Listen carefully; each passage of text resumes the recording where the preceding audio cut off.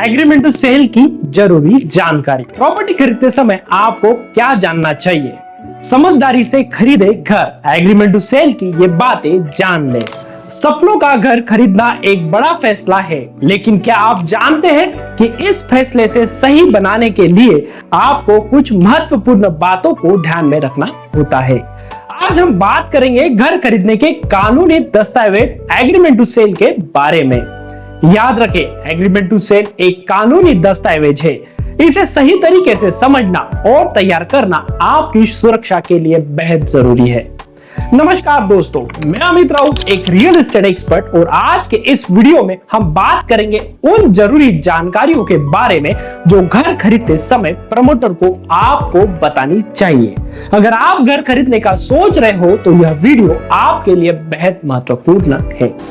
Document में property का पूरा विवरण होना चाहिए, जैसे प्रॉपर्टी का size, location, RERA registration number. इसके अलावा सबसे पहले है कारपेट एरिया।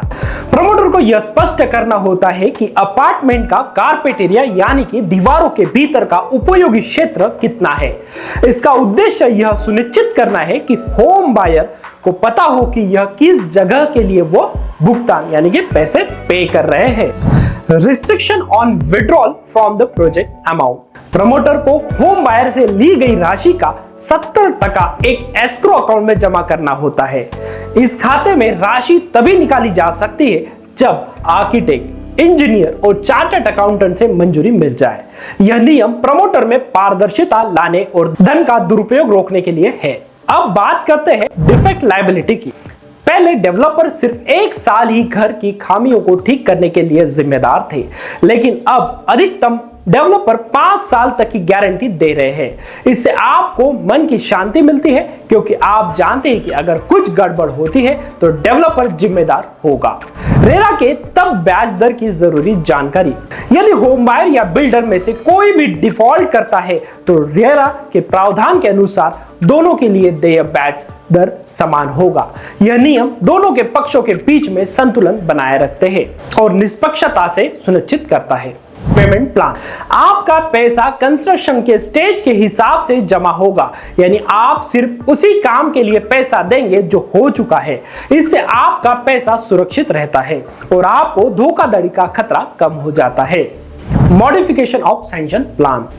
यदि प्रमोटर स्वीकृत योजना में कोई भी बदलाव करना चाहता है तो उसे कम से कम 2/3 अलॉटिस के लिखित सम्मति लेना होता है।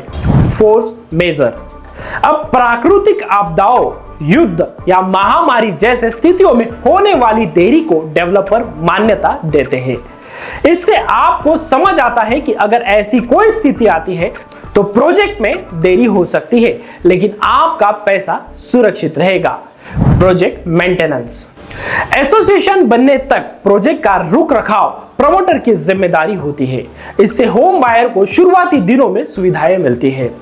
Dispute resolution. अगर कोई विवाद होता है तो आप कानूनी प्रक्रिया का सहारा ले सकते हैं। एग्रीमेंट टू सेल में विवाद निपटाने के लिए प्रक्रिया स्पष्ट होनी चाहिए। इससे आपको न्याय दिलाने में मदद मिलती है। कोई विवाद का उसका समाधान रेरा अधिनियम के तहत होगा। याद रखें, एग्रीमेंट टू सेल सिर्फ एक औपचारिक नहीं, यह एक कानूनी दस्तावेज है। हर क्लॉज को ध्यान से पढ़े। कोई भी संदेह हो तो तुरंत पूछे। तो दोस्तों, रेरा ने होम बायर के अधिकारों की सुरक्षा के लिए सारे कदम उठाए हैं। यदि आप भी घर खरीदने की योजना बना रहे हैं तो इस पॉइंट को ध्यान में रखें। आपका हर सवाल और हर समस्या का समाधान हमसे पाए। हमें आपके सपनों का घर ढूंढने में खुशी होगी। हमारे चैनल को सब्सक्राइब करें, लाइक करें, कमेंट करके बताइए कि किस विषय पर आपको और जानकारी चाहिए। धन्यवाद दोस्तों।